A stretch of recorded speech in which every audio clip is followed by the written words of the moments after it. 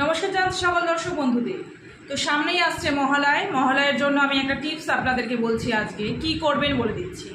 বাড়িতে negative positive যাই থাকুক না কেন, আপনাদের জীবনে সমস্যা যাই থেকে থাকুক না কেন, টোটকা একটা আপনারা করতেই পারেন।